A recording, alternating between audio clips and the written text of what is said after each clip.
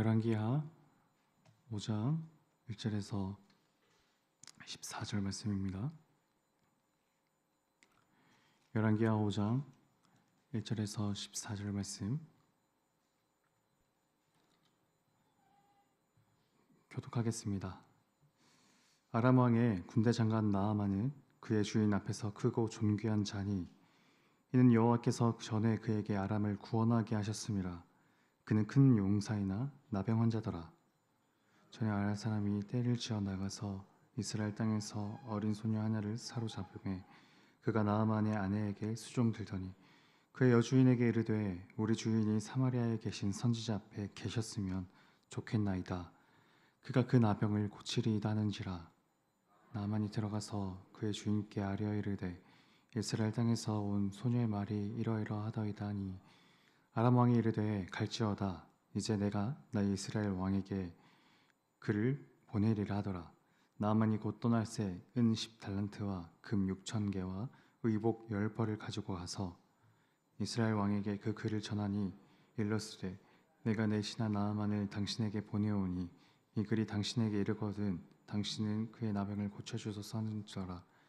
이스라엘 왕이 그 글을 읽고 자기 옷을 찢으며 이르되 내가 사람을 죽이고 살리는 하나님이냐?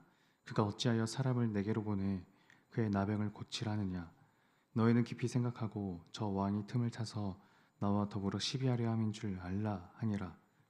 하나님의 사람 엘리사가 이스라엘 왕이 자기의 옷을 찢었다함을 듣고 왕에게 보내 이르되 왕이 어찌하여 옷을 찢었나이까? 그 사람을 내게로 오게 하소서. 그가 이스라엘 중에 선지자가 있는 줄 알리이다 하니라. 나아만이 이의 말들과 병거들을 거느리고 이르러 엘리사의 집 문에 서니 사제를 그에게 보내 이르되 너는 가서 요단강에 몸을 7번 씻으라. 내 살이 회복되어 깨끗하리라 하는지라.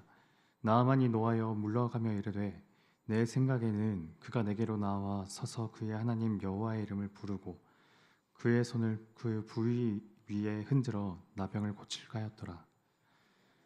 아바나와 바르바르는 이스라엘 모든 강물보다 낫지 아니하냐?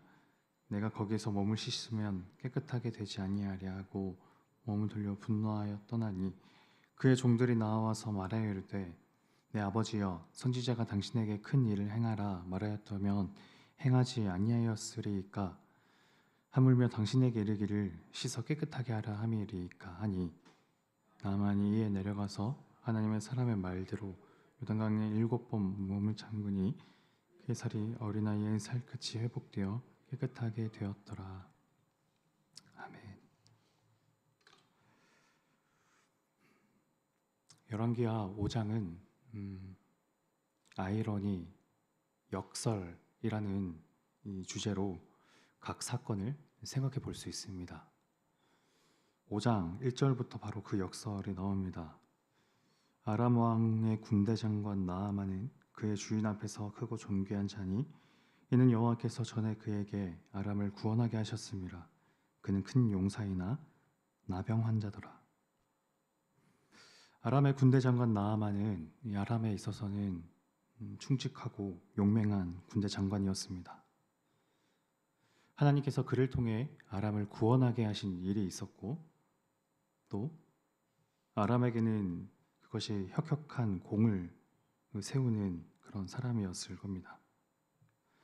말하자면 나아만은 왕에게도 또 그 아람의 백성들에게도 높은 신임과 인정을 받던 사람일 정도로 이 성경의 표현에 의하면 용맹한 큰 용사였는데 그런 그가 처한 상태는 나병 환자였다고 합니다.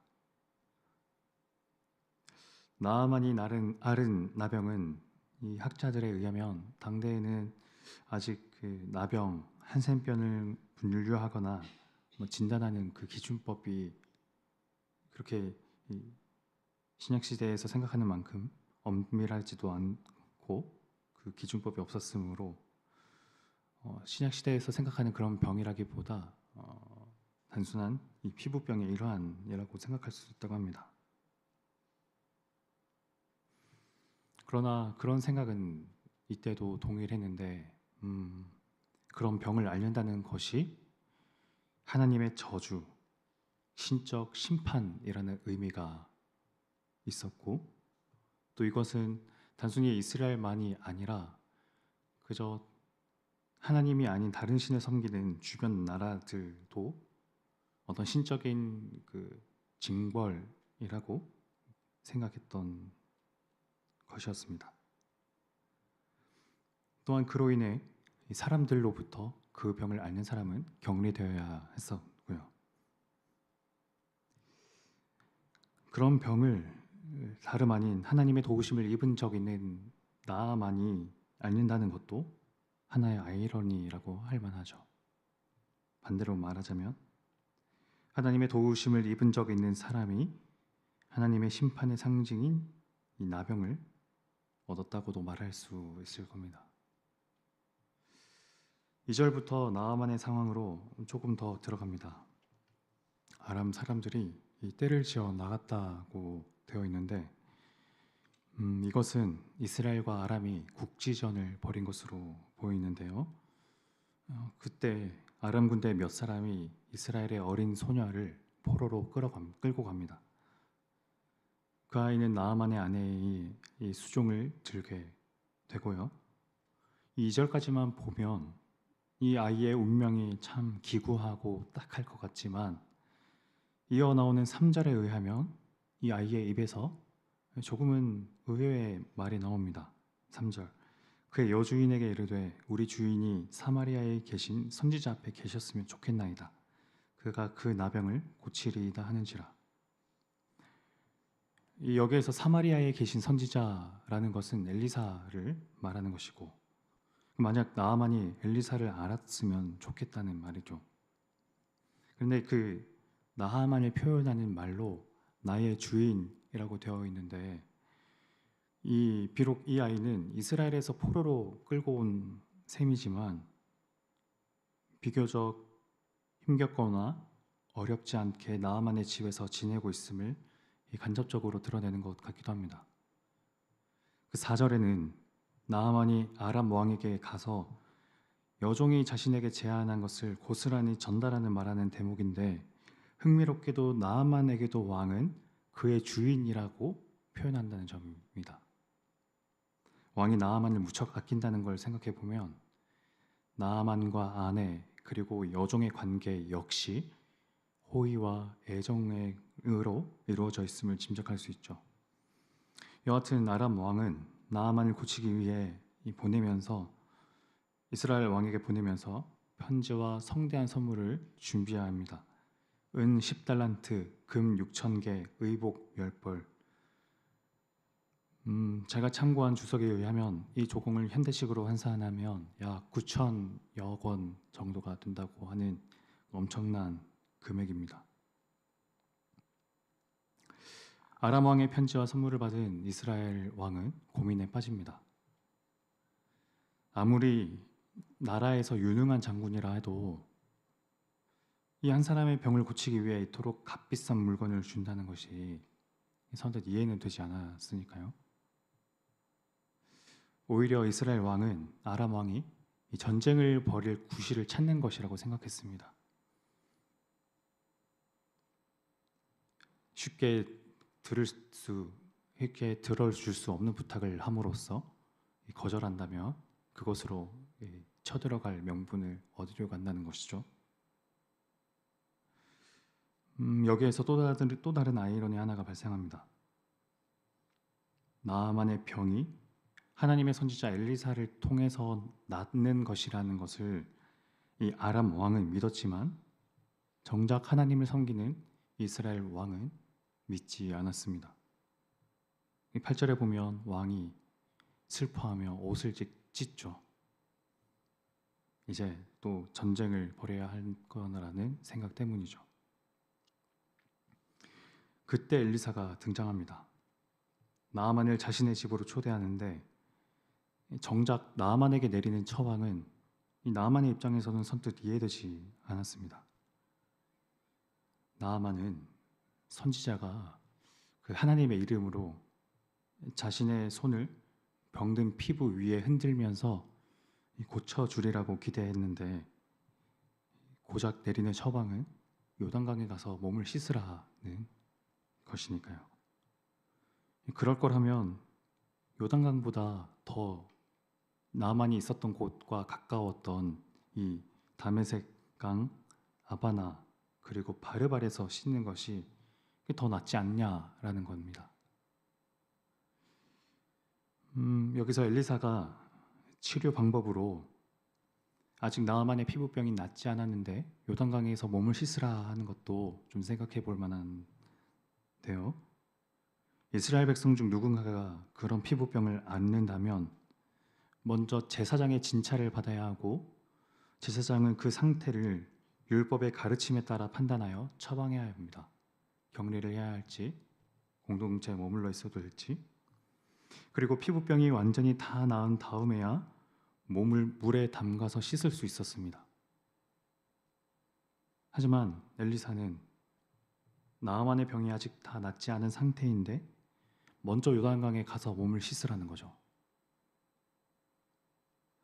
물론 나아만은 이방인이었으므로 유대인이 지켜야 할 이 규정을 지키지 않아도 되지만 처방을 내리는 사람은 엘리사니까 그런 처방법은 이스라엘의 문화와 전통과는 다른 것이 사실입니다. 엘리사의 치료법은 곧 나아만의 나음을 전제하는 겁니다. 다 낫고 나서 물에 들어가는 것이 아니라 아직 낫지 않았지만 먼저 물에 들어가서 몸을 씻는 것. 마찬가지로 이러한 급진적인 믿음을 발휘한 사람은 나아만도 마찬가지였습니다. 쉽게 이해되지 않은 처방을 믿고 순종해야 하니까요. 이러한 믿음과 비슷한 것을 발휘해야 하는 순간이 같은 요단강에서 이전에 있었습니다. 잘 아시겠지만 출애굽한 이스라엘 백성들은 모압 동편에서 가나안으로 건너오려면 요단강을 건너야 했죠. 법궤를 든 레위인이 가장 먼저 선두에 서서 건넜습니다. 요단강이 갈라지고 나서 그들이 요단강으로 발을 뻗은 것이 아니라 여전히 물이 찰랑 있는 그때 그들은 발을 뻗었고 요단강은 그제서야 갈라졌습니다. 믿음과 이성의 관계는 기독교 안에서도 좀 첨예한 주제 중 하나입니다. 이성을 제외하고 믿음만을 강조하다 보면 무지성주의로 흐르기 쉽고, 그런가 하면 믿음을 약화시키고 이성을 쫓다 보면 하나님께 맡길 자리가 없어지게 됩니다. 제 의견을 굳이 말하자면 저는 믿음과 이성 둘 모두 중요합니다. 하나님께로 온 것이고 하나님께로 향한 것이라 생각합니다. 그러나 하나님에 관해서만큼은 이성이 결코 믿음을 넘을 수는 없습니다. 이성으로 가닿지 못하는 신비의 영역이 분명히 있고 그 영역이 있는 한 우리는 이해되지 않아도 겸허하게 순종하고 받아들여야 합니다. 나의 이해 범위를 초월해서 역사하시는 하나님, 내 생각과 계획대로 모든 것이 이루어지지 않더라도 그 모든 것들을 합력하여 선이 되게 하시는 하나님, 그런 하나님을 우리가 믿는 것. 나의 생각 너머에서 하나님은 일하시고 내 계획이 채우지 못한 삶의 여백의 자리에서 부지런히 당신의 역사를 쓰고 계시는 하나님. 삶의 거대한 순간, 굵은 순간만 그런 믿음이 필요한 것이 아니라 하루하루 사소하고 미세한 삶의 순간에서도 모든 것이 내 뜻과 내 통제 안에 있지 못하더라도, 내 손아귀에서 모든 것이 흘러가지 않더라도 그 너머에서 일하시는 그 하나님을 믿는 그런 저희들 될 수 있도록 있으면 좋겠습니다. 기도하겠습니다. 하나님, 이성을 가진 저희는 어떻게든 왜 이런 일이 일어났으며 또 이런 일이 어디로 흘러갈지를 생각해 보며 그렇게 과거와의 인과관계를 찾으려 하고 또 미래를 예측해 보려고 또 합니다. 그러면서 그 일을 저의 통제 안에 두려고 하고 제 손 안에 두려고 하지만 그러나 늘 하나님께서는 그것을 너머로 일하시고 그 밖에서 초월하여서 나의 이해와 이성과 관계없이 그 일하시는 그 하나님의 신비의 영역이 저희에게 분명히 있음을 알고 그 뜻에 따라 겸허한 마음으로 순종할 수 있도록 주님 저희들에게 믿음을 허락하여 주옵소서. 다 이해되고 다 알지 못하더라도 하나님께서 여전히 선한 길로 이끄신다는 것을 저희가 믿음의 눈으로 바라볼 수 있도록 은혜 베풀어 주옵소서. 예수님 이름으로 기도드립니다. 아멘. 몇 가지 기도 제목 놓고 기도했으면 좋겠습니다. 하나님의 일하심이 나의 계획과 나의 생각의 범위 안에서 일어나지 않는다 하더라도 또 선뜻 내 생각으로 이해되지 않는 일이 내 삶에서 일어난다 하더라도 하나님께서 선한 길로 나를 이끄실 것이며 나를 돌보고 계신다는 것을 믿는 마음으로 순종할 수 있도록 해달라고 기도하시고 나에게 맡겨주신 자녀와 또 가족, 우리 가족이 하나님의 선한 뜻 아래에서 성장하고 또 성경적 가치관을 내장할 수 있도록 해달라고 그렇게 각자 가져오신 기도 제목과 함께 기도하며 나아가도록 하겠습니다.